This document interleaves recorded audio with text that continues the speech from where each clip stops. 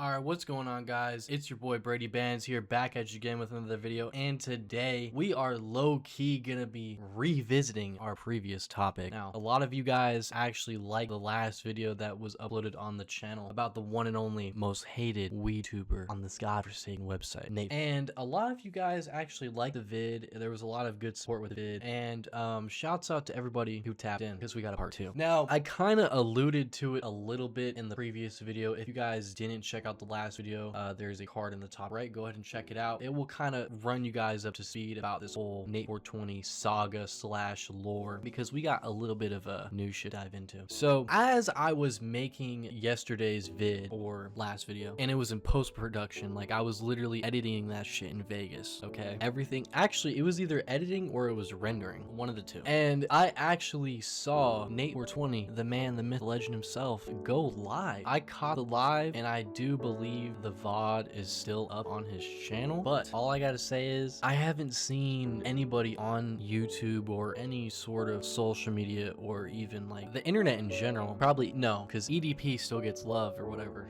for some reason. Dude, Nate420 has got to be one of the biggest fall-offs ever studied. On top of that, he's got to be one of the biggest catch-22s in terms of karma on this website. And I say that because I alluded to it in the previous video here again, and to bring you guys up to speed or bring somebody who has no idea who this guy is, Nate420 was basically a YouTuber who made smoking videos and was in that sort of space. Of course, now he just makes product reviews and, you know, the typical vid. But back in the day, he made like sort of like a comedic type of style. He made how-to videos. He made sort of like smoking challenge videos and sort of like a smoking mukbang, if you will, type of content. Just overall, one of those quote-unquote WeedTubers that you could low-key gravitate towards. In a sense, you could understand where, you know, he was coming from and the way he portrayed himself. And on top of that, you guys can also see how he gravitated towards other creators in the space, and he actually, you know, meshed well together with other creators. And over time, he just, you know, started to insert himself into drama and just try and placate himself into this, I don't need anybody, I'm bigger than YouTube, I'm bigger than my supporters, I'm bigger than this, even, you know, this fucking community even. And a lot of people that were sub to him, a lot of people that just found his channel out, mostly people that were sub to him because they saw the gradual change, they were just roasting him and calling him out in the comments non-stop for multiple videos for like months. And he would engage with the hate, and this is something he did in live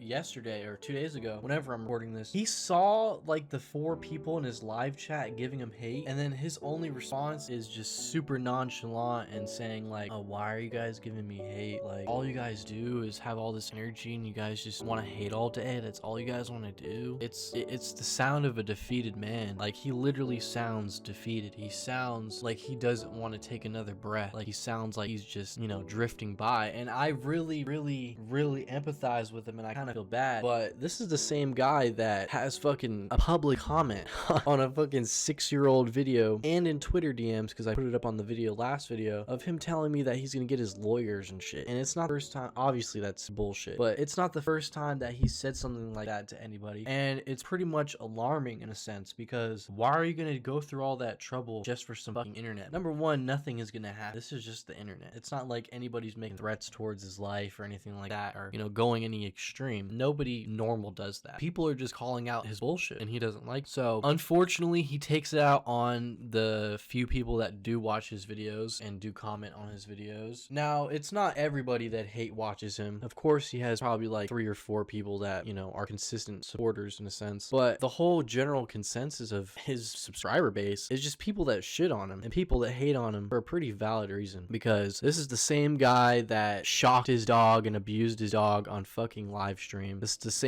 the same guy that laced his girlfriend and, you know, made a whole fucking video about it for clout and for internet reactions. This is the same guy that posts his family drama, if you can call it that, online for clout. So, I mean, if you guys are picking up a pattern here, he's not really the smartest tool in the box. This is just somebody that will do anything for engagement, anything for money. And a lot of people, myself included, have told him in his chats to just take a fucking break. It is not the end of the world if you want to hop off YouTube. It is not the end of the world if you want to take a break and actually take care of your family. It is not the end of the world. And hopefully this message reaches him in a sense. I know he sees these videos. Like, I know he sees these videos. on. But if he does want to take any sort of message out of this that isn't, you know, a blindfold assumption of, oh my god, this guy's just hating on me for no reason, bro, just take a break from YouTube. You've done enough. You can come back when you're in a better spot, you know, spiritually, mentally, whatever the case may be. You know, YouTube is always going to be here. It's not like he has to drop everything in order to, you know, do YouTube. You know, he has a family to take care of, and hopefully him having that family, he'll understand just the presence that he has to have, not only in, you know, his kid's life, but also his fucking, I don't know, fiance's life or whatever, wife. I don't know if they're married, but, you know, just to nail that in the coffin, the principle of the matter is he just has to be present. And if that means taking a break from YouTube and just, you know, taking a break, taking a step back, you know, and prioritizing himself and prioritizing, you know, his own aspirations and his own just being as a human, instead of, you know, give